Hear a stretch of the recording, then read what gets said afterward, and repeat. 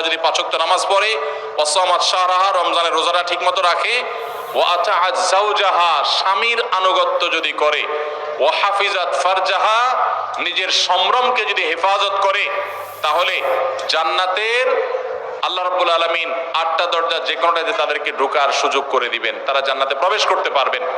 তো ভাইরা আমার, আমাদের বোনদেরকে আমি বলতে চাই, তারা যেন এই শেষের দুটি আমল, অনেক বোন এখানে যারা আসছেন আপনারা হয়তো 5 ওয়াক্ত নামাজে পড়েন মাশাআল্লাহ, স্বামীর আনুগত্য করা এটাকে আমি বলি তিতা করল্লার মতো আমল, এটা করতে মন চায় না। অনেক মহিলা আছেন কোরআন তেলাওয়াত করতে রাজি, দোয়া দরুদ পড়তে রাজি, সবই ঠিক আছে, স্বামীর কথা শুনতে রাজি না, স্বামীর কথাটা মানতে রাজি না। স্বামীটা যদি একটু মনে হয় একটু বেকুব সেকুব হয়, আমি একটা কথা প্রায় বলি, পৃথিবীতে বহু বুদ্ধিমান পুরুষ আছে, একটাও চালাক স্বামী নাই। কি বুঝলেন? পৃথিবীতে বহু চালাক পুরুষ আছে, কিন্তু একটাও চালাক স্বামী নেই, কারণ সব মহিলার কাছে তার স্বামীটা একটু বেকুব কিসিমের। যত শেয়ানা পাবলিক হোক, অনেক বড় পলিটিশিয়ান, কিন্তু ঘরের মহিলার কাছে বোকা। মহিলারা এভাবে মনে করেন।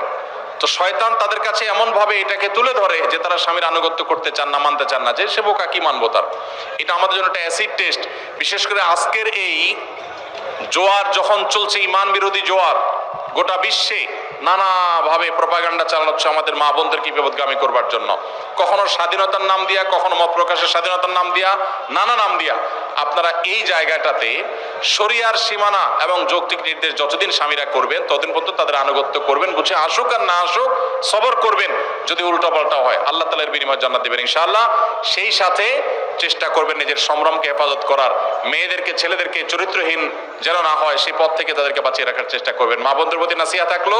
আর ভাইরা, আমরা আজকে এখানে যেরকম সমবেত হয়েছি, আরশে আজিমের মালিকের কাছে দোয়া করি আল্লাহ আমাদেরকে ঠিক এভাবে জান্নাতুল ফেরদাউসে সমবেত হওয়ার তৌফিক দান করুন।